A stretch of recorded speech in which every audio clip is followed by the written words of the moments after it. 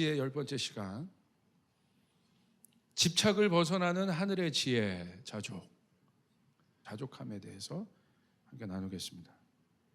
오늘 본문은 사도행전 1장 6절부터 7절입니다. 사도들이 한자리에 모였을 때 예수께 여쭈었다. 주님께서 이스라엘에게 나라를 되찾아 주실 때가 바로 지금입니까? 예수께서 그들에게 말씀하셨다. 때나 시기는 아버지께서 아버지의 권한으로 정하신 것이니 너희가 알 바가 아니다. 오늘 배경은 여러분이 잘 아는 것처럼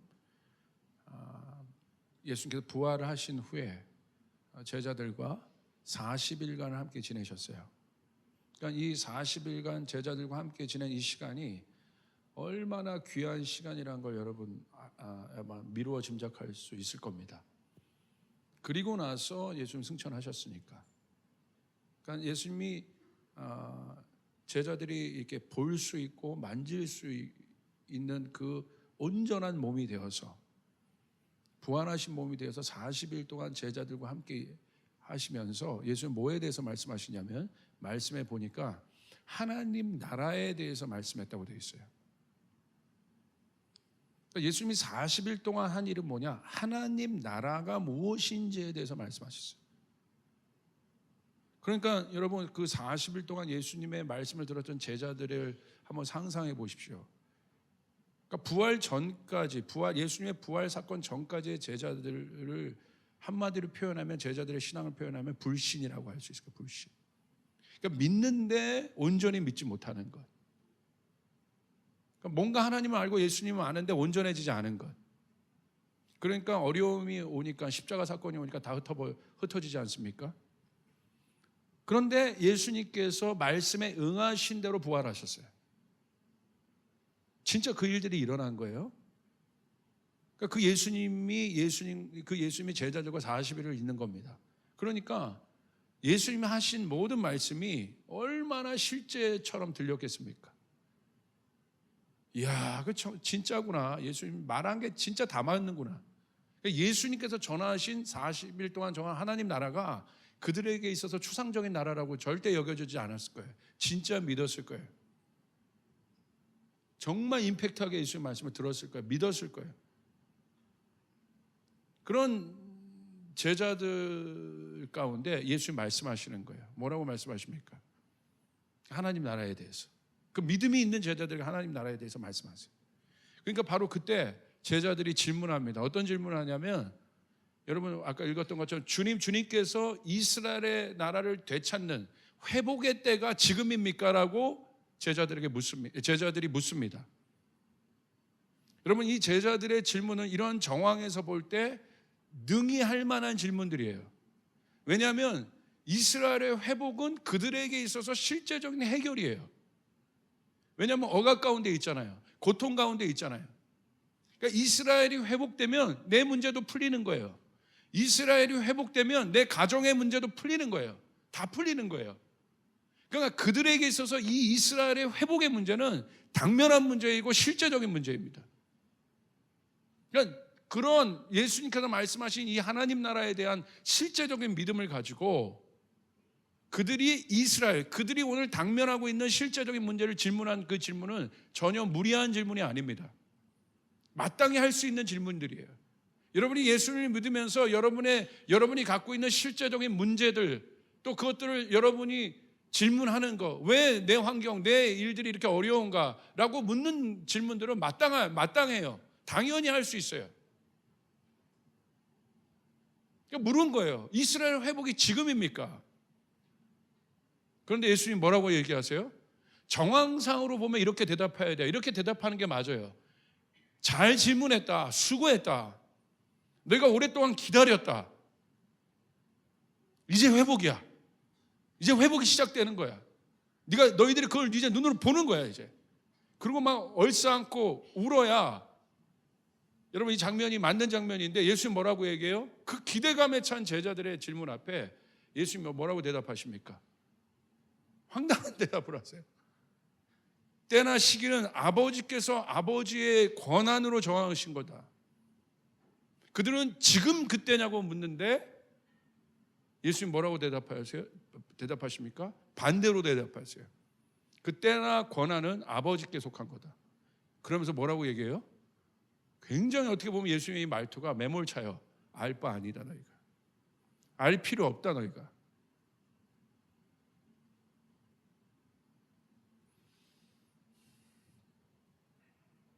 여기서 우리는 아주 중요한 예수님과 제자들의 이 대화 가운데 있는 뭔가 안 맞는 모습들을 찾아야 돼요. 예수님 왜 이렇게 대답하셨는지. 예수님이 40일 동안 강조하신 건 뭐예요? 이스라엘이 아니에요. 예수님이 40일 동안 말씀하신 것은 뭐예요? 이스라엘이란 국한된 그들이 살고 있는 그 나라가 아니에요. 그들이 오늘 눈에 보여지는 어떤 그 눈에 보여지는 그 시대를 말하신 것이 아니에요. 예수님이 말씀하시는 거 어떤 것이었어요? 이스라엘 나라가 아니라 보이지 않는 하나님 나라에 대해서 얘기했어요. 근데 제자들은 뭘 갖고 질문합니까? 보이는 나라의 회복에 대해서 얘기해요. 예수님은 보이지 않는 세상의 이 세계에 대한 그 보이지 않지만 존재하고 있는 그 나라에 대해서 예수님 강조하는데 제자들은 보이는 나라에 대해서 얘기해요.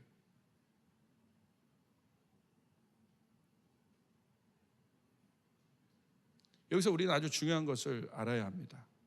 여러분, 신앙생활은 결국 믿음 생활이라고 할 수 있는데 믿음은 무엇입니까? 믿음은 무엇일까? 믿음은 보여지지 않는, 만약에 그것이 보이지 않는 오늘 주제대로 하나님 나라라면 보이지 않는 그 나라에 대한 존재감이 내 안에 확신 있게 들어오는 것이에요. 그게 믿음이에요.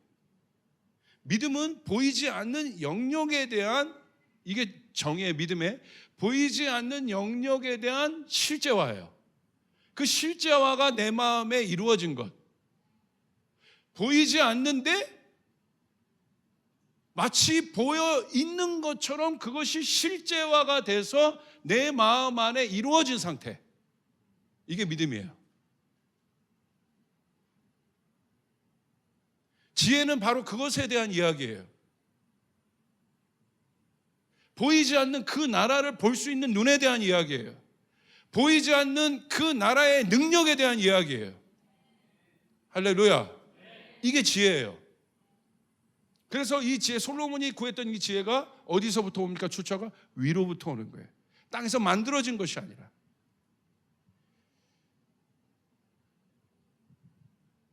그래서 이 지혜는 이 하늘의 지혜가 주어진 자에게 주어지는 가장 확실한 증거는 뭐냐면 이 존재감에 대한 확신입니다. 우리는 어떤 것들을 인식할 때 보여지는 것만을 존재하는 것으로 인식하려고 하는 습성들이 우리 안에 있습니다. 보여지는 것은 굉장히 중요합니다. 그러나 믿음은 오늘 성경을 통해서 주님이 우리에게, 이 제자들에게 40일 동안 강조하신 건 뭐예요? 눈에는 보이지 않아요, 하나님 나라가. 그러나 그 하나님 나라에 대한 실제적인 일들을 예수님이 말씀하신 거예요. 오늘 근데 제자들은 뭘 갖고 얘기합니까? 보여지는 일을 갖고 자꾸 얘기하는 거예요. 보여지는 현상을 자꾸 얘기하는 거예요. 오늘 이스라엘의 회복이 지금입니까?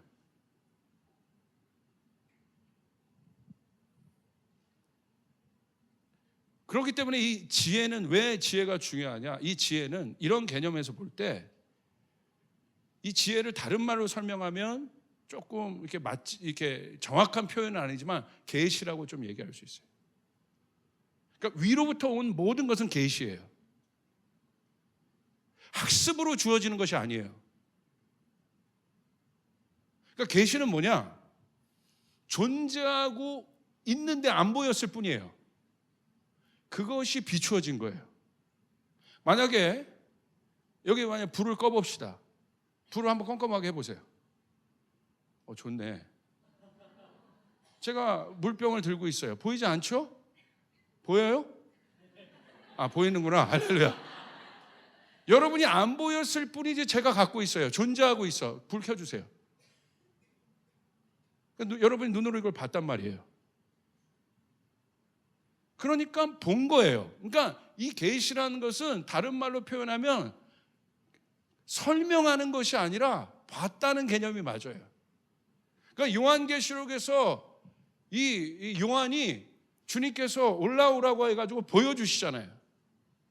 그러니까 그 보여진 거예요. 보여준 거를 기록한 거예요. 갑자기 만들어낸 어떤 일들이 아니라 존재하고 있지만 가리워져서 안 보였을 뿐입니다. 그것이 보여지게 된 것. 그게 계시고 그 능력이 임한 사람, 그 능력을 가지고 이 땅을 살아가는 사람이 갖고 있는 그 생각과 마음을 지혜라고 얘기하는 거예요. 그렇기 때문에 이 사람은 보여지는 인간의 패러다임과 인간의 세계관과 사고관과 그 모든 방법론을 넘어버려요. 그게 지혜인 거예요.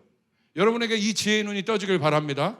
그러니까 솔로몬에게 왔던 사람은 이 세상의 모든 사고의 끝, 또 생각의 끝, 철학의 끝, 권력의 끝에 있는 사람들이 솔로몬에게 와서 묻습니다. 그 한계를 경험하고 있는 사람들이 솔로몬에게 온 거예요. 그러니까 솔로몬이 가르쳐 주잖아요. 알게 하잖아요.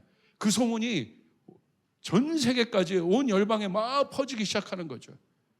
그러니까 사람들이 앞다퉈서 그 의미를 알고자, 내가 오늘 고통받고 있는 참 의미를 알고자, 내가 가지고 있는 능력으로도 해결 안 되는 그 일에 대한 어떤 의미를 알고자 솔로몬에게 찾아온 거예요. 오늘 여러분에게 이 능력이 있기를 바랍니다. 이것이 교회가 가져야 될, 교회가 회복해야 될 하늘의 능력인 것이에요. 보여진 것만을 따라가는 그런 존재들이 우리 아니라는 거예요. 제가 어떤 목사님 이야기를 좀 들었는데, 어떤 목사님 계세요. 아주 영적인 목사님이 계시는데, 이 목사님이 북한에 초청을 받으셔서, 실제입니다. 북한에 초청을 받으셔서 북한에 있는 그 교수들과 대화하는 시간들이 있었어요. 그러니까 이 북한의 사상이, 공산주의가 이 유물사관이에요. 보여지는 것만 믿는, 검증된 것만 보려고 하는.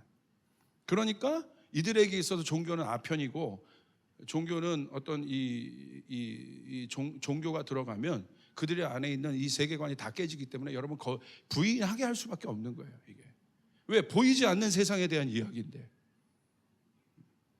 그러니까 여러분 보십시오.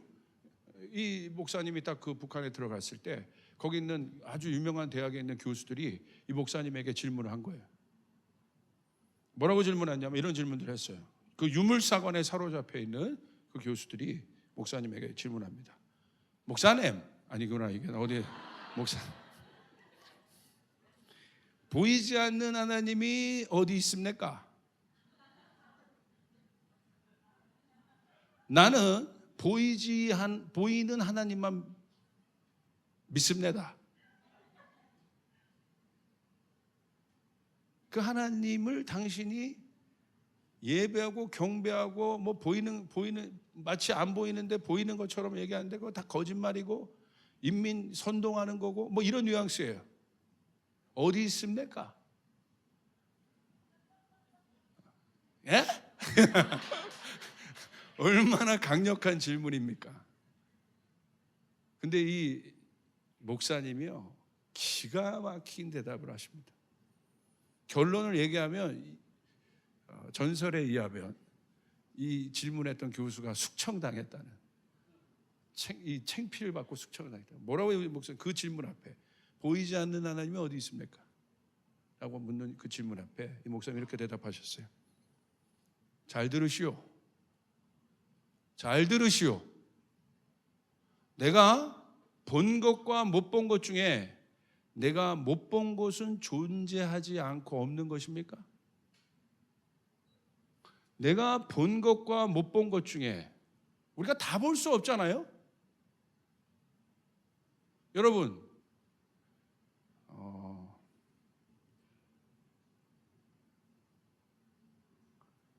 피그미족 보셨어요? 저기 아마존에 있는 부족 피그미족, 작은 피그미족 본 사람 손 들어봐요. 보셨어요? 근데 피그미족 있어요, 없어요? 제가 거짓말해요 지금 여러분? 있습니까? 없습니까? 저기 해저 100m 밑에 가는 뭐 여러 가지 그 이름도 뭐 헷갈린 그런 수중 동물들이 있을 거야. 그런 거 여러분 보셨어요? 그러니까 이 목사님이 뭐를 지면 당신이 못 봤다고, 내가 못 봤다고 해서 존재하지 않는 것입니까? 그러니까 이 사람이요 당황한 거예요. 이 사람은 보이는 현상을 갖고 얘기하는데 이 목사님 뭐예요? 보이지 않는 존재론을 가지고 탁 부딪혀. 그러니까 게임이 안 되는 거예요. 본질을 갖고 던져버리니까, 그 에센스를 갖고 현상을 말하는 자에게 툭 던져버리니까 게임이 안 되는 거예요.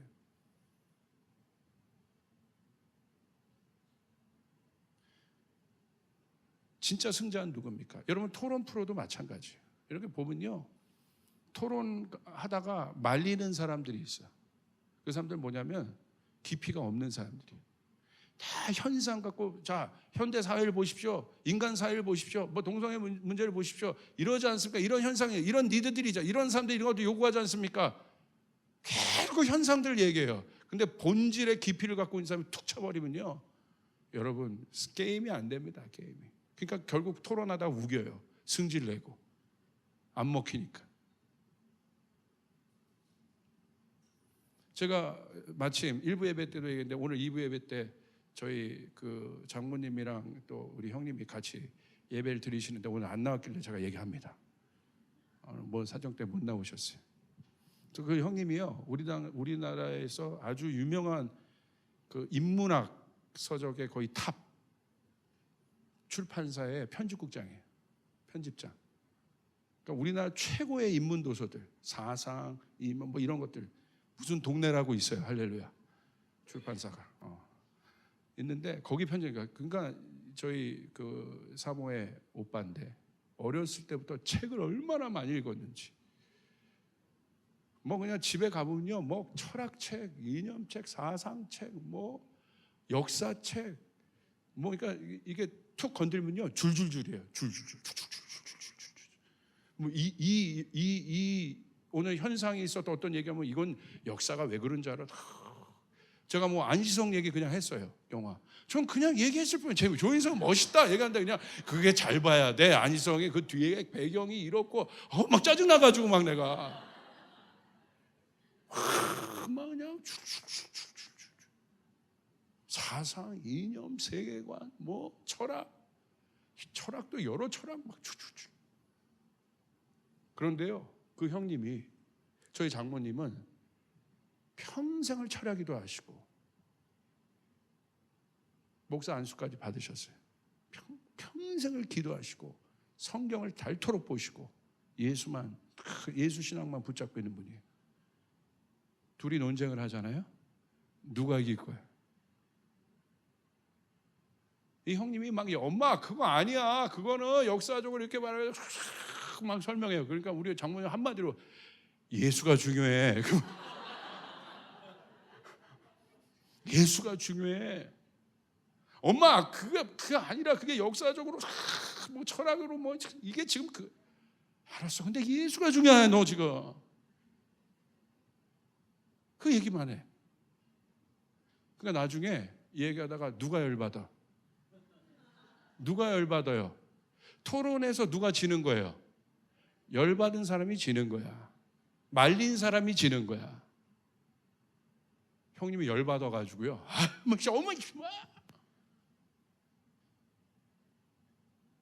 저희 장모님은 흔들림이 없어. 예수가 중요하다. 누구야? 예수가 중요하다. 저는 그것을 관망하는 재미가 있어요. 할렐루야. 누가 여기가 이기는구나. 철학을 그렇게 많이 알고 그렇게 사상을 보고 그렇게 많이 아는데 자기 감정 하나가 컨트롤이 안 되는 거예요. 이게 어리석은 거예요. 그렇게 역사를 깨고 있는 어떤 그런 지식과 뭐 어떤 이성과 그 통찰력을 갖고 있는데 얘기하다가 자기 감정 하나를 추스르지 못하는 겁니다. 뭐가 힘일까요? 그렇게 똑똑하고 그렇게 많이 배웠고 그렇게 많이 아는데 우리 그런 거 많이 보지 않습니까? 그거 하나를 추스리지 못해. 요즘에 사회에서 이슈가 되고 있는 무슨 회장 사건 아시잖아요? 그렇게 돈이 많고 롤스로이스의 람보르기니 하나는요, 뭐 그 차 하나는 6억 7억이에요. 그 차를 살려면 한 2억 정도 보통 리스 갖고 이렇게 사요. 2억 현찰 주고 1억 5천 2억 주고 그 차를 사면 여러분 한 50개월인가 몇 개월 동안 한 달에 1,000만 원씩 할부를 봐야 돼. 그래야 그 차를 탈 수 있는 거예요. 그런 차를 갖고 있는, 어떻게 보면 힘, 권력 뭐 그런 걸 다 갖고 있어요. 그런데 보십시오, 자기 성품 하나를 컨트롤 못해요. 자기의 분 하나를 컨트롤 못합니다. 그러니까 마약에 손대고 갑질하고. 뭐가 능력이요? 뭐가 힘이요? 여러분 잘 생각해 봅시다. 여러분 뭐가 힘입니까? 뭐가 실제입니까?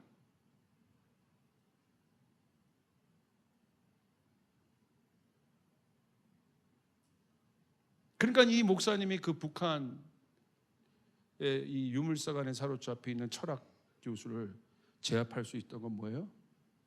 보이지 않는 그 나라에 대한 확실한 존재감. 그것을 아는 것이 지혜입니다. 할렐루야. 여러분에게 그 지혜가 있길 바랍니다. 그러므로 지혜는 뭐에 대한 이야기예요? 존재감에 대한 이야기예요. 어떤 존재감? 하나님이 누구신지에 대한. 그분을 아는 거예요. 그분이 얼마나 크신가, 그분이 얼마나 위대하신가. 어떻게 아는 거예요? 그분을 창조주로서 아는 거예요. 그분이, 창조주는 뭐예요? 이 온 우주 만물을 만드신 근원. 그분이 있기 때문에 이 세상이 존재하는 것입니다. 그분이 있기 때문에 바다가 존재하는 것입니다. 그분이 있기 때문에 우주가 존재하는 것입니다. 그분이 있기 때문에 산이 존재하는 것입니다. 모든 생물들이 존재하는 것입니다. 내가 존재하는 것입니다. 존재의 이유가 그분이에요. 그분의 존재감이 확실해지는 거예요. 바로 그 확실해진 상태가 뭐예요? 내가 그분과 하나가 된 상태라 이거예요. 그분과 연합된 상태라는 거예요. 그것이 예수님께서 하나님께서 만드신, 창조하신 인간이에요. 부분적으로 창조되었으나 그분 온전하신 전부이신 그분과 하나가 된 상태, 연합된 상태. 다르지만 그분과 하나가 된 상태. 그분 안에 내가 있고 내가 그분 안에 있고, 예수님께서 요한복음 15장 17장에 얘기하신 내가 아버지 안에 있고 아버지가 내 안에 있는 것처럼 그 어마어마한 연합의 신비, 그 비밀, 그것을 구체적으로 표현하면 뭐예요? 존재감이라는 거예요. 이 존재감의 이슈는 굉장히 중요한 이슈예요. 어떻게 보면 모든 인간은 이 존재감 때문에 살아요. 내가 어떤 존재인지. 그러니까 여러분, 인간이 제일 힘들어질 때가 뭐냐면 내 존재감이 무의미해질 때입니다. 그러니까 그 무의미한 단계, 그 허무한 단계가 들어오면, 허무한 단계가 뭐예요? 그 존재감이 없는 상태를 말하는 거예요. 그러니까 뭐예요? 이 세상에 미련이 없는 거예요. 그러니까 목숨을 끊는 겁니다. 그게 바로 우울증의 상태예요. 미련이 없어. 소망도 없고 낙도 없어. 기쁨도 없어. 왜? 뭘 해도 기쁨이 없는 거예요. 계속 우울한 거예요. 힘든 거예요. 아유, 이 세상 소망 없구나. 빨리 가자. 모든 현대인들이 오늘날 생기는 모든 현대병들, 공황장애, 우울증, 이 모든 것들의 근본적인 영적인 뿌리는 그 존재감 때문에, 확신이 없기 때문에. 앞으로 더 할 겁니다. 이 4차 산업혁명 시대는 불확실성의 시대이기 때문에, 예측할 수 없는 시대이기 때문에 이 우울증들이 더 증가될 겁니다. 근데 이 존재감이 우리에게 있어서 중요한 것이 무엇입니까? 이 존재감이 있을 때 뭐가 시작되냐면, 이 존재감은 이 존재감의 두 번째 스텝은 뭐냐? 내가 하나님을 향한, 하나님에 대한 존재감이 내 안에 확실해질 때, 이게 그려질 때 두 번째 스텝은 어떤 스텝으로 가게 되냐? 그분과 인격적인 교제를 할 수 있어요. 내가 지금 유령과 교제가 하는 것이 아니라는 거예요. 하나님과 교제한다는 것이. 하나님과 동행하는 삶을 살 수 있어요. 하나님과 함께하는 삶을 살 수 있어요. 친밀감을 갖는 삶을 살 수 있어요. 하나님이 신화 속에 있는 존재가 아니고, 소설 속에 있는 존재가 아니고, 책 속에 있는 존재가 아니라 내 안에 살아있는 하나님으로 다가오기 시작할 때, 할렐루야, 내가 그분과 어떤 교제를 할 수 있냐면, 이게 중요합니다. 인격적인 교제를 할 수 있다는 거예요. 대화가 아닙니다. 제가 말하는 것은 인격적인 교제. 이 인격적인 교제는 누가 하는 거예요? 사랑하는 관계끼리 하는 거예요. 여러분, 언제 교제가 시작됩니까? 여러분, 어떤 인물이 여러분에게 지나갔어. 근데 여기 평상시 아는 어떤 인물인데, 평상시 사람인데 갑자기 어느 순간 나에게 존재감으로 훅 들어오게.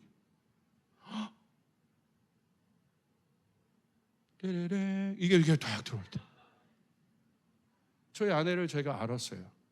같은 파주에서 예배팀을 했습니다. 저는 베이스 기타를 쳤고 아내는 싱어를 했습니다. 그 군부대 지역을 많이 이렇게 우리가 섬기고 그랬어요. 선교단에서 만났는데, 저희 교회도 출석했고, 저는 이게 항상 좀 그때만 해도 조용한 사람이었어요. 아침에 일어나면 큐티하기를 즐겨하고 할렐루야. 공동체 가면 다 막 먹는 것에 막 집중하고 막 서로 대화하고 닭싸움하고 있을 때, 저는 저쪽 가서 주님을 예배하고 주님을 경배하고 큐티. 가증스러운 거죠. 할렐루야. 그랬던 때. 그런데 어느 날 제 아내가 유치부 교사를 섬겼는데 교회를 딱 들어오는데, 제가 차량 운행 갔다가 딱 들어오는데 아내를 마주했어요. 평상시 알아. 근데 갑자기 따스한 햇살이 약간 파스텔 톤의 햇빛과 함께 의자가 없는 교회, 장판 교회에 갑자기 아내가 딱 보는데 까만 치마에 하얀 블라우스를 입고 왔어요. 뭐 북한도 아닌데 그렇게 입고 왔는데 갑자기 저한테 띠로링 이게 들어온 거예요. 저 옆 사람에게 얘기했어요. 띠로링. 띠로링이 중요해요. 띠로링. 뭐예요? 갑자기 존재감으로 훅 들어온 거예요. 와, 뭐지? 이게 뭐지? 그 존재감이 들어오니까 내 안에 어떤 갈망이 일어나요? 알고 싶다. 나누고 싶다. 손잡아, 그건 아닙니다. 나중에 교제하고 싶다. 존재감이 들어오니까 뭐가 생겨요? 두 번째 스테이지, 인격적인 교제가 시작돼요. 이 존재감의 문제가 중요합니다. 여러분이 단순히 빵만 먹고 사는, 주님이 말씀하셔, 너희는 그냥 빵만 먹고 사는 존재가 아니라, 하나님의 사람들은, 하나님의 자녀는 하나님이 주신 영의 말씀 먹고 사는 자들이에요. 우리는 빵만 먹고 사는 그런 존재들이 아니라 생명의 호흡을 할 수 있는, 영의 호흡을 할 수 있는 영적인 존재라는 사실 이해하시길 바랍니다. 아멘. 그것은 뭘 의미하냐? 우리가 하나님과 인격적인 교제를 할 수 있다는 사실. 인격적인 교제는 뭐예요? 강압적인 교제가 아닙니다. 나눌 수 있는 상대예요. 인격이 담보가 된 상태, 동행할 수 있는 상태, 그 교제를 할 수 있는 존재가 되었다는 거예요. 이게 거듭남의 선물이에요. 이게 진짜 기쁜 소식인 거예요. 그게 회복됐다는 사실이에요. 할렐루야. 그래서 우리가 이 기쁜 소식을 온 열방에 전해야 되는 것이에요.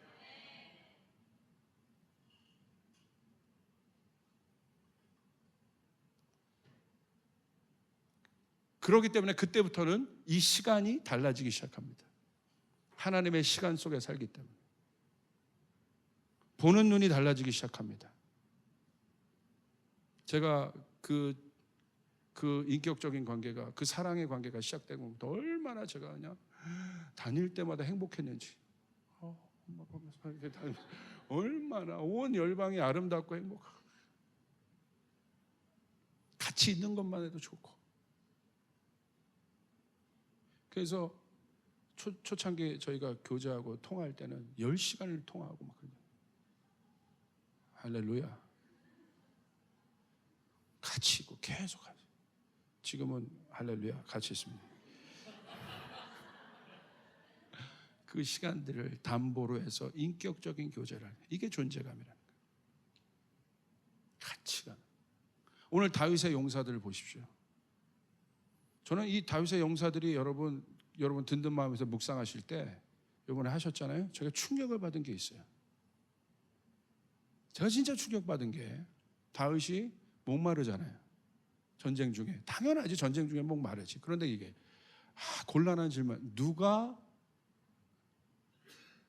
이 나의 갈증을 위해서 물을 떠올 것인가? 다윗이 얘기합니다. 그러니까 누가 갑니까? 다윗의 37명의 용사 중에 그 중에 탁월한 이 용사 둘이 자기가 가겠다고 해서 갑니다. 근데 어떻게 갔냐? 그 물을 찾으려면 블레셋이라는 적진을 통과해야 돼요. 그리고 물을 길러 옵니다. 근데 다윗이 그 물을 봤을 때 먹지 않아요. 자, 보세요. 제가 질문해 봤어요. 물을 떠오는 이 사건을 통해서 제가 봤어요. 정말 이 다윗과 다윗의 이 충복된 부하들의 관계를 봤어요. 어떤 관계? 누가 만약에 저한테 그렇게 시켰다면, 제 멘토나 제 스승이 저에게 그렇게 시켰다면 제가 할 수 있었을까? 왜냐하면 물 떠오는 하찮은 거예요. 이게 내 인생, 내 생명을 걸 담보를, 내 생명을 담보 잡힐 만한 일이에요. 물 떠오는 거? 만약에 네가 적진을 가서 저 적진의 장수를 장렬히 죽이고 와라, 네가 그랬다면 전 갈 수 있었을지 몰라. 왜? 의미 있는 일이잖아요. 내 생명을 걸 만한 일이잖아. 내가 계산했을 때, 내가 생각했을 때. 근데 물 떠오러 가다 죽었어요. 개 죽음이 아니에요? 영광스러운 죽음입니까 그게? 그걸 시킨 다윗도 그렇고 그것을 들은 충복들도 그래. 근데 제가 저한테 질문해 봤어요. 저에게 만약에 영적인 멘토가 있다면, 만약에 그렇게 했다면 아마 저는 계산했을 거예요. 솔직하게 전 그렇게 썼어요. 듣는 마음에 난 계산했을 거다. 내가 우선순위 따졌을 거다. 내가 중요한 것을 내 스스로 리스트를 잡았을 것이다. 물 떠오다, 자, 이 사람 묘비에 이 사람 왜 죽었어? 물 떠오다가 장렬하게 죽었습니다. 영광스러운 의미, 하찮은 일 아닙니까? 그걸 한 거예요. 이게 다윗의 용사들의 패러다임이에요. 자기가 계산하지 않았어요. 자기가 생각하지 않았어요. 그것을 떠왔습니다. 다윗이 왜 못 먹었을까? 이 물은 뭐예요? 그들의 생명이라고 해요. 다윗이 그렇게 고백합니다. 물이 아니라 생명인 거예요. 이걸 통해서 저는 뭘 얻었냐? 다윗도 이들도 서로 안에 있는 인간이 넘을 수 없는 어마어마한 관계적인 확신들을 그들 가운데, 여러분, 그들 가운데 선물로 주어진 것이죠. 물 떠온 사건이야. 우리는 자꾸 보여지는 사건에 집중합니다. 성경은 물 떠온 사건이 아니라 이 사건을 통해서 맺어진 그들의 관계를 보여주고 있는 거예요. 할렐루야. 근데 우리는 그것을 보려고 해요. 그리고 거기서 내가 맞는지 안 맞는지 계산합니다. 이게 우리의 한계입니다. 제가 제 가슴을 그렇게 쳤어요. 만약에 예수님이 나에게 그렇게 말씀하신다면, 예수님이 말씀하신 게 나에게 하찮은 일이라면, 내가 생각할 때 하찮게 보이는 거라면 나는 할 수 있었을까? 이렇게 내 인생을 담보로 걸만할까? 지훈아, 너 평생 이게 옆에서 앞에서 설교하고 이렇게 하면 얼마나 각광받는 일입니까? 사실 무대 위에 선다는 건 사실 그러잖아요. 근데 내 평생에 목사가 되어서 무대 한 번을 못 쓰고 설교 한 번을 못 하고 저 뒤에서 뭐 다른 일만 하고 있다면, 구석에서 그 다른 일만 하고 있다면 내가 할 수 있었을까? 근데 너무 확실하게 그것이 주님의 명령인데 나는 그 부르심 앞에 나는 순종할 수 있었을까? 제가 저를 봤을 때 솔직하게 자신이 없더라고요. 1, 2년, 3년은 내가 나를 수양하는 차원에서 훈련받는 차원에서 내가 할 수 있을 것 같아요. 한 3년까지 씁니다. 할렐루야. 근데 만약에 그것이 그렇게 평생 뭔가 해결 없이 담보되지 않은 상황이 쭉 간다면 나는 그럴 수 있었을까? 제가 여러분 독일에서 봤던 한 만남을 여러분에게 간증한 적 있지 않습니까? 독일에 갔을 때 가나안 공동체라는 그 공동체에 갔을 때 제가 평생 잊을 수 없는 한 얼굴을 가진 사람, 그리스에서 온 형제를 얘기했지 않습니까? 그 형제가 제가 왜 잊을 수 없었냐, 이 형제를. 이 형제가 저희를 그 다룬슈타트에 있는 전철역까지 저희를 태워줬어요. 근데 이 형제가 좀 늦게 오더라고요. 그래서 저희가 정문에서 좀 기다리는데 막 한 10분 정도 늦었던 것 같아요. 막 땀을 뻘뻘 흘리면서 저희 가족이 기다리고 있는 그곳으로 왔습니다. 그리고 저희를 픽업해 줬어요. 근데 그 얼굴을 제가 이게요, 인간의 얼굴이 아니에요. 빛이 나는데요. 막 이 허름한 옷을 입고 있었어요. 이렇게 일하다 온 거 옷. 근데 얼굴이 빛이 나는데 이건 뭐 잘생기고 이런 개념이 아니라 막 빛이 나는 거예요. 그 막 충격을 받았어요. 어떻게 하길래 저 사람 저 얼굴에 저 빛이 난단 말이냐. 그래서 제가 이 형제가 너무 인상이 강렬해가지고 이 형제의 배경에 대해서 물어봤습니다. 이 친구가 원래 그리스에서 유명한 컴퓨터 회사에 다니고 있는 프로그래머 엔지니어예요. 잘 나가는 사람이었어요. 근데 이 친구가 워낙 그 바슐리아 슐링크라는 분의 메시지에 영향을 받았기 때문에 이 친구가 독일에 방문한 거예요. 그 공동체에. 그 공동체에 방문했는데 누굴 봤냐면 지체 부자유들을 봤어요. 그 공동체에도 살고 있어요. 그래서 그들을 좀 있는 동안 좀 도왔습니다. 그러니까 도움이 없이는 살 수 없는 사람들 도왔어요. 그리고 이제 돌아갔습니다. 근데 주님이 말씀하시는 거예요. 누구야? 네 평생을 저 사람을 위해서 살아라. 엄청나게 갈등했다고. 조금씩 돕는 건 할 수 있고 단기 선교로 가서 돕는 건 할 수 있는데 주님의 음성은 그렇지 않았어요. 네 평생을 저 사람을 위해서 살아라.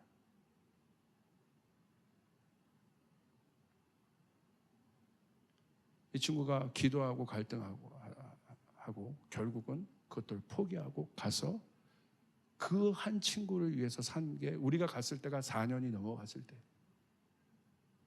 잊을 수 없는 것은 4년이 지난 사람의 얼굴이 그렇게 빛이 날 수가 없어요.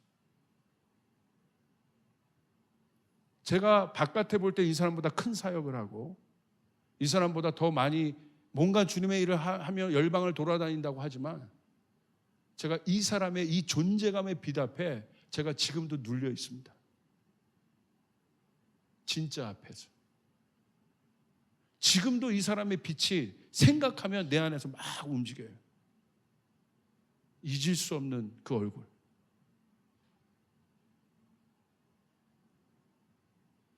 우리가 어떤 것들을 볼 때 보여지는 하나로 현혹되어 사는 우리들. 하나님은, 예수님은 보이지 않는 그 하나님 나라의 실제에 대해서 그렇게 얘기했는데 결국 이스라엘 이 제자들은 뭡니까? 당면한 자기 앞에 있는 그 문제들의 회복, 보여지는 어떤 일에 대한 회복. 로마로부터 그 압제가 풀려난다면 이스라엘이 영원히 해방된 것입니까? 아니요. 우리 역사를 통해 알고 있지 않습니까? 다른 침공들이 있었지 않습니까? 터키의 침공, 투르크족의 침공들이 있었고 지금도 마찬가지입니다. 그것이 영원한 안정감들을 보장하고 있습니까? 그렇지 않잖아요. 그 나라의 안정감들을 보장하고 있습니까? 그렇지 않잖아요. 근데 성경은 계시하고 있는 거예요. 뭘 계시하고 있는 거예요? 그 하나님 나라가 임할 것이라고 계시하고 있어요. 할렐루야. 할렐루야.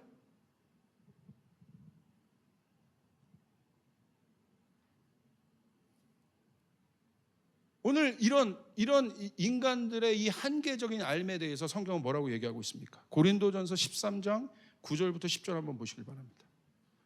너무나 명확한 이야기예요. 우리는 부분적으로 알고 부분적으로 예언하니 온전한 것이 올 때는 부분적으로 하던 것이 패하리라. 성경은 뭐라고 얘기하고 있어요? 우리의 알은 부분적이다라는 거예요.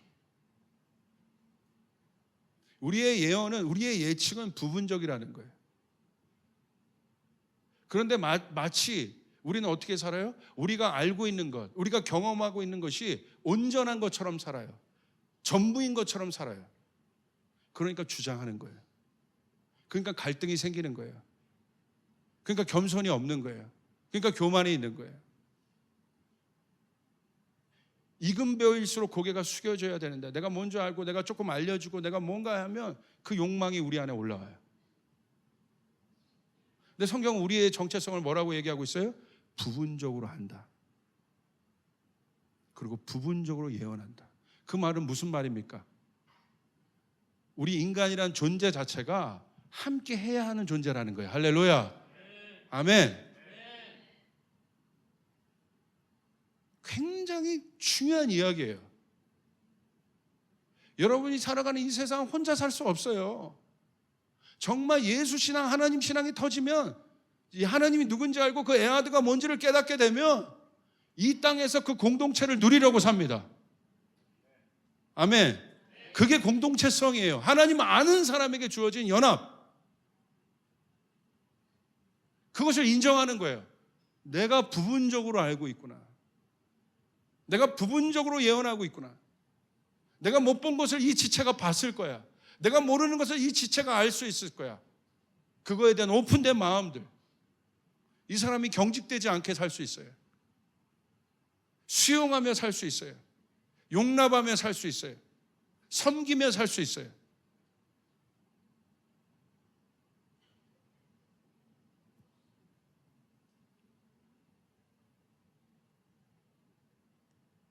그런데 창조주는 무엇입니까? 창조주는 부분적이 아니죠. 그 하나님은 전부이십니다.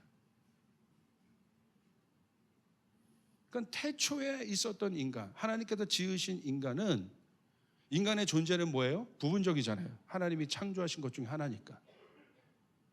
그런데 인간에게 주었던 특권은 무엇입니까? 어떤 다른 존재에게도 그 특권을 주지 않았는데 부분적인데, 그래서 한계를 갖고 살 수밖에 없어요. 모든 생명이.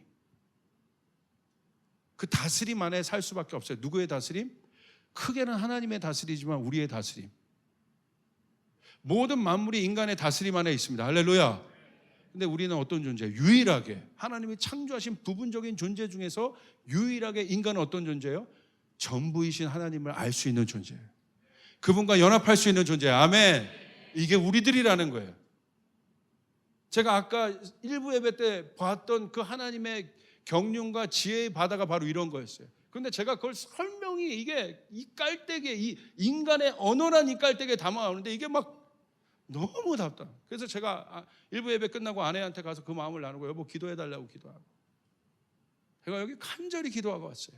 우리가 누구인지 이 2부 예배 때 이 청년들에게 하나님, 이게 누구인지, 성령님, 우리가 누군지 알려주시길 원합니다. 할렐루야. 우리가 그 존재라는 거예요. 온 열방에 하나님이 창조하신 부분적인 존재 중에서 유일하게 전부이신 하나님과 연합될 수 있는 존재. 옆 사람에게 쳐다보면 선포해요. 당신은 위대한 존재입니다라고 해요. 당신이 위대한 존재입니다. 그 사람이 예배자라면, 그 사람이 대표적인 사람이 맷 레드먼이죠. 그 사람이 예배하냐면, 그 맷 레드먼이 썼던 자기의 예배의 철학은 뭐예요? 엎드리는 거예요. 그 전능하신 하나님 앞에 엎드리는 거예요. 그러니까 이 맷 레드먼은 어떤 걸 썼어요? 위대하신 왕을 썼잖아요. 온 우주를 다스리는 왕을 썼잖아요. 그런데 그 사람의 영성은 뭐예요? 엎드리는 거예요. 겸손하게. 이사야처럼 하나님의 어마어마한 것을 보고 하나님의 그 어마어마한 실존 앞에 무릎 꿇는 마음, 그게 경외의 마음. 그 사람이 예배하면요, 여기가 뒤집어집니다. 그 사람이 설교하면 여기가 뒤집어집니다. 하늘이 열리는 거예요. 할렐루야. 성령이 역사하기 시작하는 거예요. 오늘 여러분 안에 그 일들이 일어나길 바랍니다. 여러분 안에 그 일들이 일어나길 바랍니다. 일터에서 그런 사람들이 일어나야 돼요. 소유하고 있지만 그 존재 앞에서 겸손할 수 있는 사람. 각 영역에서 이런 사람들이 일어나야 돼요. 그 영역의 최고의 산에 올라 있지만 겸손하게 그 보좌를 주님 앞에 올려드리면서 그분의 존재를 인식하는 사람.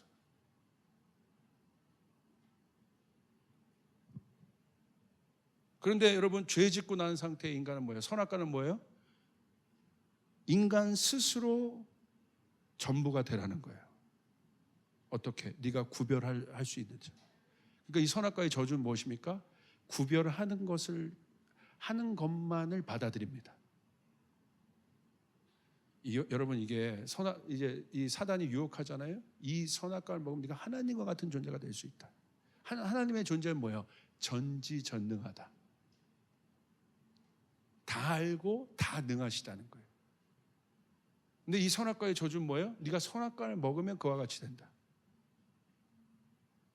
전지하다, 전능하다.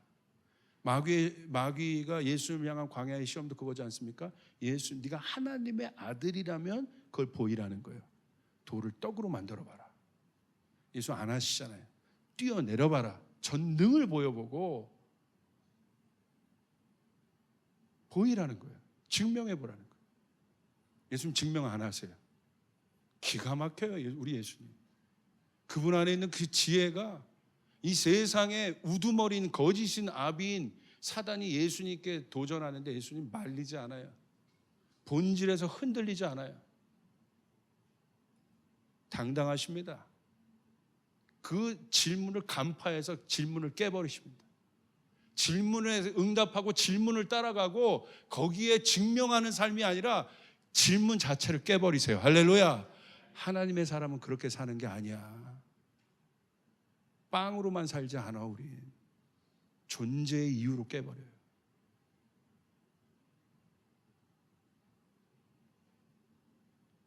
여러분, 이 선악과의 저주를 통해서 그 인간이 결국은 사단의 이 어마어마한 거짓은 뭡니까? 자, 선악과를 먹었어요. 구분할 수 있게 됐어. 선악. 죄인이 되었으니까 구분 자체가 자기 스스로가 구분이 된 거야. 하나님과 단절이 되고. 그러니까 그때부터 어떻게 해야 돼요? 모든 것을 검증해야 되는 거야.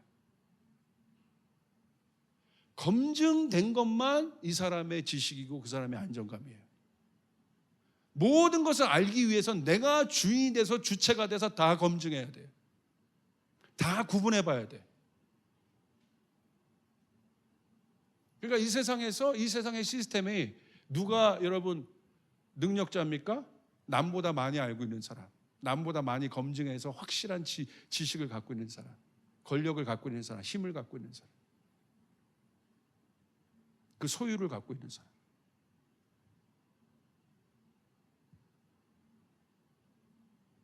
그러니까 실제적인 파워는 뭐 돈이죠. 오늘날 하나님만큼 능력이 있는 게 뭐예요? 돈 아닙니까?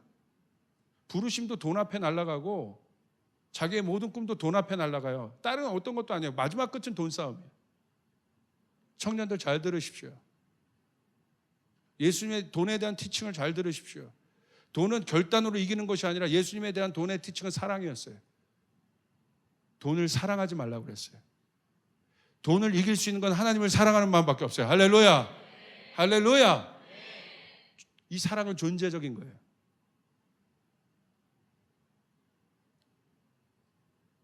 돈이면 다 할 수 있어요. 하나님만큼 전지전능할 수 있어요.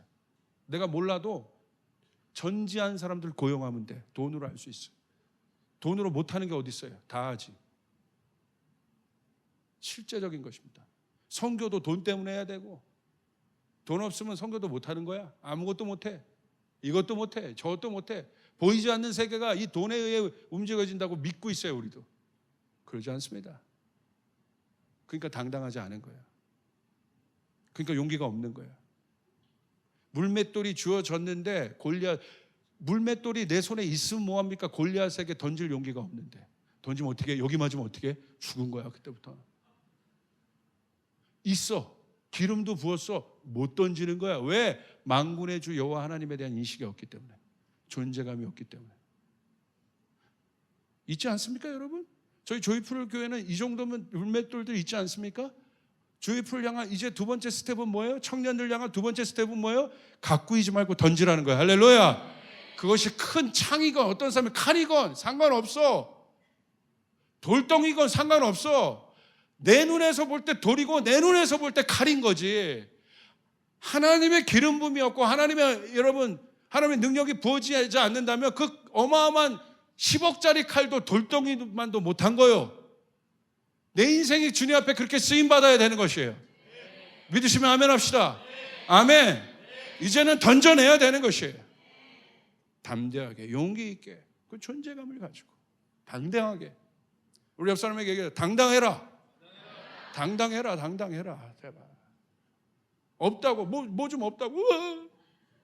너 선교가 못해. 제가 선교 가냐고 질문했는데 언제 돈 없냐고 질문했어? 근데 그렇게 대답해요. 난 선교 가니? 그거 질문한 건데 돈 없는데요. 아니 난독증들이야?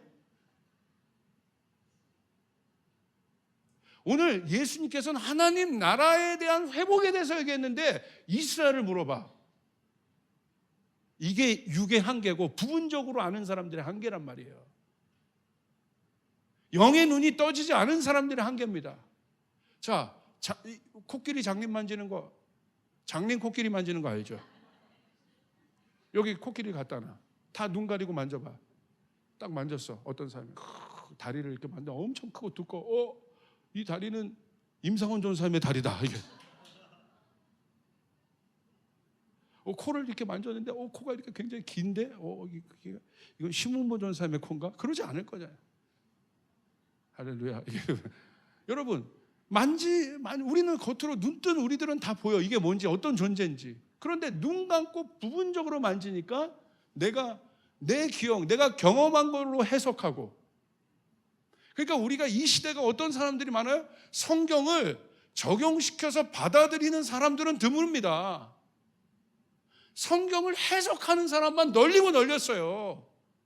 제가 어느 세미나 갔더니 정말 이 영적으로 어떤 것으로 정말 어떤 그 경제 일은 한 목사님이 거기에 모이는 수많은 목사님들 목회 경험도 하고 이런 분들에게 했던 첫 마디가 뭔지 아십니까? 오늘 당장 가서 당신 서재에 있는 주석책 다 불살르라고. 성령께서 말씀하신 것을 전하십시오. 할렐루야. 할렐루야. 그거 달달 해석해서 앵무새처럼 얘기하지 말고. 충격을 받았어요. 저는 주석 없어요. 돈도 없어요. 뭐가 리얼입니까? 뭐가 실제입니까? 모든 것을 경험한 그분의 입에서 뭐가 나옵니까?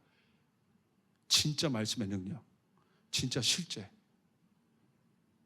할렐루야. 해석하는 사람은 많어. 환경을 해석하는 사람은 너무 많어. 그러나 그 환경을 넘은 하나님의 말씀을 적용하는 사람들은 없습니다. 그러니까 오늘날의 설교를 그분이 딱 두 가지로 분석하더라고요. 인터프리테이션과 어플리케이션, 적용. 왜 한국교회 능력이 없냐? 인터프리테이션만 있다. 인터프리테이션 뭐냐? 헬라의 뿌리다. 헬라적 사고. 누가 어땠건, 이 철학이 어땠건, 이 사람이 어땠건, 이 사상가가 어땠건 맨 해석만 한다. 오늘 성도들의 삶은 실제인데 적용을 이야기해 주는 사람. 적용은 뭐냐? 히브리적 세계관이다.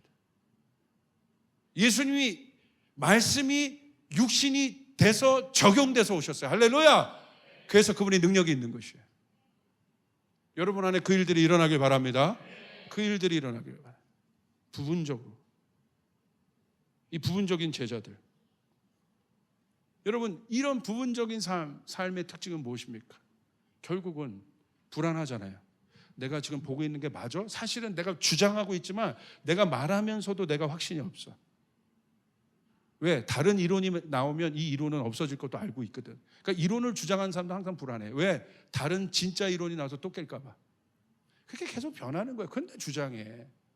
겸손하게 그냥 제가 이런 것을 발견했습니다. 이렇게 얘기하면 되는 건데 계속 자기 것이 전부인 것처럼. 제가 오늘 저희 조이풀 교회 위기는 언제라고 했습니까? 아직 그 위기는 없는 것 같아요. 언제라고 했습니까? 우리 교회가 외치는 것이 마치 전부인 것처럼, 다음 세대 사역의 전부이고 예배 사역의 전부이고 선교 사역의 전부인 것처럼 얘기하는. 혹시라도 우리 안에 그런 영이 있으면 주님께서 우리 가운데 소멸하는 불로 오셔서 그것들 태우시길 바랍니다. 할렐루야. 부분적인 거예요. 우리 부분적인 것이. 그러니까 불안하니까 뭘 가지려고 해요? 집착합니다. 집착이 뭐예요? 욕심입니다. 탐욕이에요. 그러니까 욕심과 탐욕은 뭐예요? 사단이 그것을 건드린 거죠. 더 가져라, 선악과를 먹어라. 자, 금기했어요. 하나님 금기하신 거야. 그러면 안 하면 되는 거야. 간단한 거예요. 여러분, 하나님 뜻대로 살고 싶습니까? 간단해요. 하나님 말씀하신 거 안 하면 되는 거야. 할렐루야. 근데 어떻게 하고 싶어요? 이성 아름답게 교제해야 돼. 근데 어떻게 해? 금기한 거 뭐예요? 그런 관계, 육적인 관계 맺고 싶은 거야. 어떻게 하는 거야? 넘고 싶은 거야. 안 하면 돼. 근데 뭐야? 넘고 싶은 그 마음이 뭐예요? 그게 욕망이에요. 그걸 건든 겁니다. 넘어. 괜찮아. 넘었어요? 이제 인간은 뭐예요? 다른 이론과 이런 것들을 만들어서 괜찮다고 다 만들고 있고, 그것도 다음 세대 가운데 퍼뜨리고 있지 않습니까? 마지막에 예수 믿기 쉽지 않아요. 말씀대로 살기가 쉽지는 않아, 사실은. 그러므로 여러분의 속사람을 강건하게 하시길 바랍니다. 아멘. 믿음에서 분명히 하시길 바랍니다. 안 하면 되는 거야. 선악과 그거 안 하면 되는 거야. 그 안 하는 것을 넘고 싶은 마음.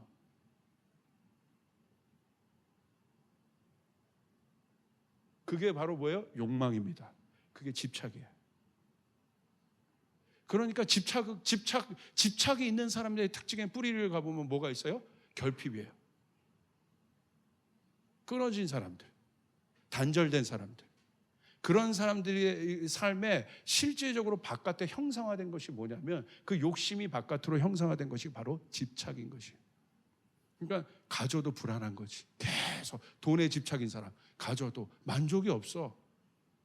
1억을 벌어도 불안해. 더 벌어야 되는데. 뭐 이런 사람들 베품이 있겠어요? 베품은 없습니다. 그냥 계속 쌓아놓고 또 쌓아놓고 또 올리고 또 쌓아놓고. 지식 어느 정도 알았으면 됐지. 제가 봤을 때 여기요, 공부 안 해야 될 사람들 많아요. 할렐루야. 뭔가 더 알아야 돼. 그러니까 공부가 은사인 사람들이 있어요. 그 사람들은 공부해야 돼. 근데 그렇지 않은 사람들 딴 거 해야 돼. 여러분 자꾸 그렇게 이 세상에서 요구하는 어떤 것에 자꾸 여러분을 맞추지 말고 성령 안에 있는 여러분을 발견하시길 바랍니다. 아멘. 그래야지 만족할 수 있어요. 통닭을 먹어도 만족해. 통닭이면 많이 먹는구나. 할렐루야. 만족할 수 있어요. 집착이 있는 사람들의 이 뿌리는 뭡니까? 결핍입니다. 계속 그게 바벨탑이 집착 아닙니까? 뭐에 집착이에요? 홍수 피해에 대한 집착 아니에요? 더 올려야 된다. 더 쌓아야 된다. 모아라, 갖고 와라, 더 올려야 된다. 더 가져, 더 자족함이 없는 마음, 만족이 없는 마음. 가졌는데 누리지 못해. 시간이 주어졌는데 막상 여러분들에게 막 바쁘게 살아요? 여러분 그런 사람에게 시간 딱 줘보세요. 못 누립니다. 누릴 줄을 몰라. 황금 같은 시간이 왔는데 누릴 줄 몰라. 마지막에 어떻게 해요? 결국 막 뒹굴거리다가 드디어 디데이가 다가왔어요. 할렐루야. 후회하는 거야. 아이씨, 이거 할 걸, 저거 할 걸. 쓸 줄을 몰라, 누릴 줄을 몰라. 이게 오늘 현대의 고질병이에요. 진짜 문제는 뭔지 아십니까? 쌓았는데 쓸 줄을 몰라. 쓸 줄을 아는 사람이 쌓을 수 있는 거예요. 여러분, 성령께서 이 의미를 깨닫게 해주시길 바랍니다. 아멘. 아멘. 진짜 영 안에 있는 자유함은 누리는 거예요. 아버지가 주신 걸 누리는 거예요. 내 상황을 누리는 거예요.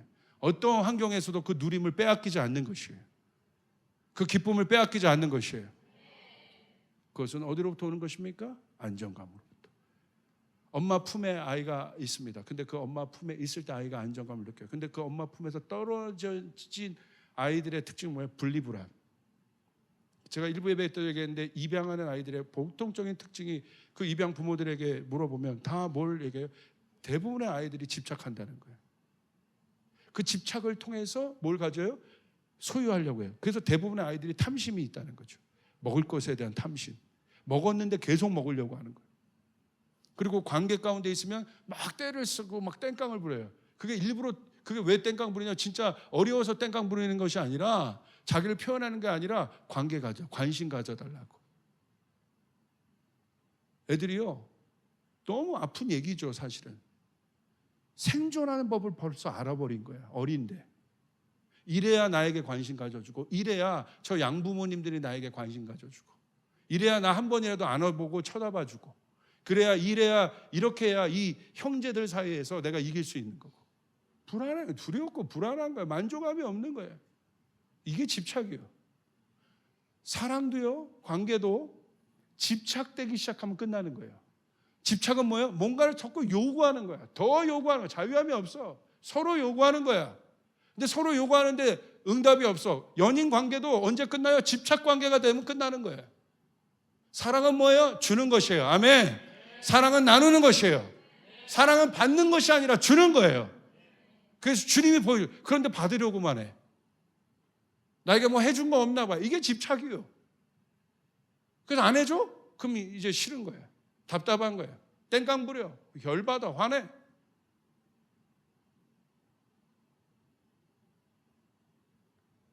이게 다 그 뿌리가 뭐예요?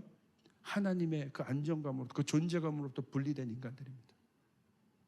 불안한 거예요. 그 부분적인 게 불안한 거예요. 받아들일 수가 없는 거야. 이대로 내 인생 끝난 게 아니야. 이대로 내 청년의 삶이 아무것도 이루지 않고 끝나. 그러니까 청년들이 뭐예요? 혈안이 돼서 성공을 위하여 달려가는 거예요. 혈안이 돼서 자기 욕망의 분출을 위해서 달려가는 거예요. 어떻게 하면 내가 이 사회에서 성공할 수 있을까? 어떻게 하면 내가 갈 수 있을까? 여러분, 절대 성공 못합니다. 어느 경지에 올라간 사람들 보면요, 그렇게 올라간 사람들이 아니라 다 뭐라고 대답해요? 그 경지에 올라간 사람, 물론 최선을 다해서 산 사람이지만 하나같이 뭐라고 얘기해요? 예수 믿지 않던, 믿지 않는 사람도 이렇게, 하늘이 도왔소, 우연이요, 운이 좋았소. 깊은 말입니다. 이거 깊은 말이요. 내 능력으로 올라갈 수 없는 게, 내가 여기까지 온 게 내 능력으로 올라갈 수 없다는 것도 세상에 성공한 사람들이 얘기해요. 그러니까 뭐라고 해요? 내가 최선을 다해서 올라갔지만 결정적으로 난 운이 좋았어. 우리가 운이 좋다고 얘기할 수 있겠습니까? 여러분의 인생에 하나님이 도와주셔야, 문들이 열려야, 여러분 그 하나님을 알아야 여러분 확실하게 여러분의 인생을 살 수 있는 것이에요. 당당하게 살 수 있는 거예요. 누구 눈치 보지 않고 살 수 있는 거예요. 주권적으로 살 수 있는 거예요. 자신 있게 살 수 있는 거예요. 내 인생이 비록 부분적이지만 내가 그 하나님 안에 있기 때문에 전부인 것처럼 살 수 있는 것이에요. 사람이 나를 평가하는 소리가 그렇게 중요하지 않아요. 사람이 나를 뭐라고 하는 얘기가 그렇게 중요하지 않아요. 내가 거기 현혹될 필요가 없어요. 내가 결혼 못했어. 지금 뭐 어때? 친척들 모인다. 나 그런 얘기 듣게 가. 그걸 깨버리라고. 그거를 자꾸 안 가니까 더 그러는 거야. 거기 가면 맨날 그것만 물어봐요. 왜 두려워해? 옆 사람에게 가야 된다. 아니, 왜 눈치를 보면 사냐고요. 하나님의 존재감을 갖고 사시길 바랍니다. 당장 누가 뭐래도 여러분 하나님의 사람이니까. 여러분 안에 하나님이 계시고, 여러분 안에 우주가 있고, 여러분 안에 열방이 있고, 여러분 안에 전부가 있어요. 여러분 그 마음으로 다스리며 살아야 되는 사람. 여러분 그 일들이 여러분 가운데 있기를 주님의 이름으로 축복합니다. 그러하기 위해서 우리가 어떻게 해야 되느냐? 예수님의 해결은 간단해요. 그 질문만 보면 안 돼요. 이 사도행전의 대화 속에 그 질문, 이 질문에 대한 예수님의 대답은 아주 분명했습니다. 뭐라고 예수님 말씀하셨습니까? 여러분 말씀에 있는 것처럼 이렇게 말씀하셨어요. 사도행전 1장 4절 5절 우리 같이 한번 크게 읽읍시다. 시작. 사도와 함께 모이사 그들에게 분부하여 이르시되 예루살렘을 떠나지 말고 내게서 들은 바 아버지께서 약속하신 것을 기다리라. 5절.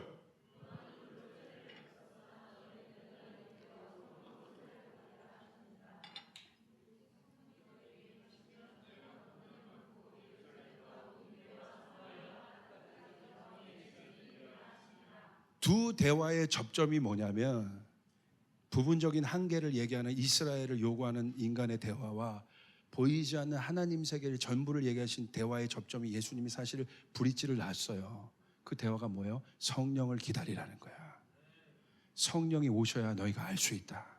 성령이 오셔야 볼 수 있다. 예수님 너무나 친절하게 답을 주신 거야. 성령을 기다려라. 성령이 오시면 네 눈이 떠진다. 성령이 오시면 네 한계를 넘어갈 수 있다. 성령이 오시면 네 귀가 열릴 수 있다. 할렐루야. 성령을 기다리라. 그리고 예수 말씀하신 거예요. 그 알바 아니오 하놓고 8절에 뭐라고 얘기하셨어요? 오직 성령이 너에게 임하시면 너희가 권능을 받는다. 땅 끝까지 이르러 내 증인이 될 것이다. 이스라엘 온 유대 예루살렘뿐만 아니라 유대와 사마리아와 땅 끝까지 이르러 너희는 내 증인이 되리라. 너희는 이스라엘만을 위하여 부른 증인들이 아니다. 땅 끝까지 전부를 위하여. 어마어마한 거죠. 사도행전 2장에 성령이 임하십니다. 오순절 마가의 다락방에 임하십니다. 그들이 바뀝니다. 베드로의 설교가 바뀝니다.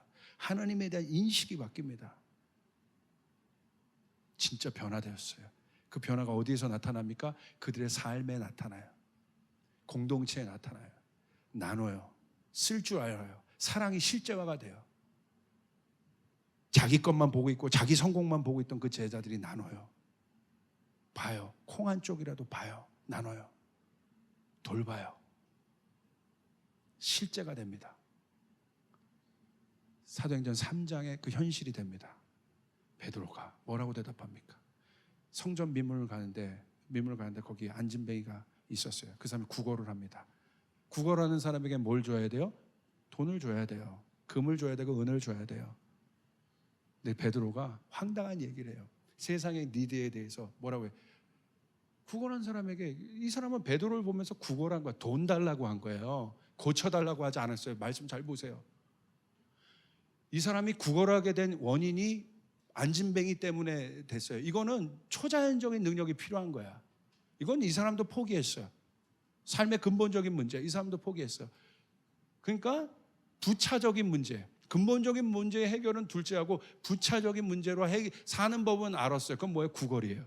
그러니까 베드로에게 돈 달라고 한 거야. 구걸한 거야. 고쳐달라고 한 게 아니라. 근데 베드로가 뭘 했어요? 세상에 네 대해서 이렇게 얘기해요. 그 은과 금은 내게 없다. 네가 요구하는 건 없다. 그러나 더 중요한 답이 있다. 더 중요한 네 인생의 해결이 있다. 은과 금은 나한테 없다. 부분적으로 알고 있는 육의 존재인 나에게 없다. 그러나 성령 받은 나에게 누가 있다? 예수가 있다. 은과 금은 나에게 없지만 내 안에 있는 예수의 이름으로 너에게 명한다. 나사렛 예수의 이름으로 명하노니 일어나 걸으라. 할렐루야. 하늘나라가 실제가 돼버립니다. 일상에서 특별한 사건이 일어납니다. 여러분, 선교라는 특별함만 보고 있어요? 거기 갔다 와서 거기서 뭐 가져. 왜 갔다 와서 그 삶이 지속되지 않습니까? 왜 그 나라, 그 엄청난 선교 현장을 가서 거기서 반짝했지만 왜 일상에서 그 선교의 삶이 지속되지 않습니까? 왜? 특별함만 찾기 때문에. 그것 또한 부분적인 것이요. 우리의 전 삶이 선교가 되어야 되는 것이에요. 가든 못 가든 내 삶이 선교가 되어야 되는 것이에요. 여러분 믿습니까? 오늘 베드로의 기적은 일상에서 일어난 거예요. 일상에서 예수가 온 거예요. 오늘 그 일들이 일어나야 됩니다. 일어나 걸으라. 나는 없지만 내 안에는 예수의 이름을 명하노니 일어나 걸으라. 그것이 능력이에요. 그것이 힘이에요. 여러분이 붙잡아야 될 것입니다. 이 삶이 자족하는 삶입니다. 은과 금은 없지만 나에게 예수가 있다. 거기에 능력이 나타납니다. 결핍의 마음에는 능력이 없습니다. 계속 목마를 뿐입니다. 계속 힘들 뿐입니다. 계속 지칠 뿐입니다. 그래도 더 갖고 더 성공하고 더 가도 힘들 겁니다. 해결할 때. 그러나 그 예수가 나에게 오면, 성령으로 인해서 그 예수가 나에게 조명되어지면 자유하기 시작합니다. 만족하기 시작합니다. 그래서 바울이 그렇게 얘기한 거예요. 마지막입니다. 뭐라고 얘기했습니까? 내가 궁핍함으로 말하는 것이 아니라 어떠한 형편이든지 나는 자족하기를 배웠노라. 어떤 사람들이요, 경건이요, 우리가 아는 인본주의적인 어떤 그런 검소함이 경건인 줄 알고 있어. 천만에 바울은 절대 그러지 않았어요. 인본주의에 의한 경건을 살지 않았어요. 검소함을 살지 않았어요. 뭐라고 얘기합니까? 궁핍하지 않다. 내가 궁핍하고 이런 것이 나의 어떤 영성의 척도인 줄 알고 있어. 그러지 않아요. 여러분 잘 알아야 돼. 진짜 중요한 건 이 땅에서 하나님 나라를 누릴 줄 알아야 돼. 누림이 더 힘든 거예요. 고아들에게 누림은 어려운 거예요. 그러나 자녀들은 할 수 있어요. 노예들에게 누림은 어려운 거예요. 그러나 자녀들은 할 수 있는 것이에요. 그 마음이 여러분 가운데 주어지길 바랍니다. 나는 뭐 하기를 배웠노라? 자족, self-sufficiency. 스스로 공급하는 마음, 스스로 만족하는 마음. 여기서 말하는 자족은 어떠한 환경에서도 나를 맞출 수 있는 여유를 말하는 거예요. 이게 자족함이에요. 자, 성령을 물과 같다고 얘기했죠? 우리가요, 예전에는 우리 앞에 이 돌이라는 이 장애물이 있어요. 옛날에 이걸 막 이렇게 깼다면, 지금은 하늘의 지혜를 가진 사람은 물론 이렇게 깰 때도 있지만 이 돌을 물이 어떻게 합니까? 이렇게만 쳐요? 결국 이 물의 힘으로 이게 돌을 쳐낼 수도 있지만 어떻게 해요? 옆으로도 갈 수 있어.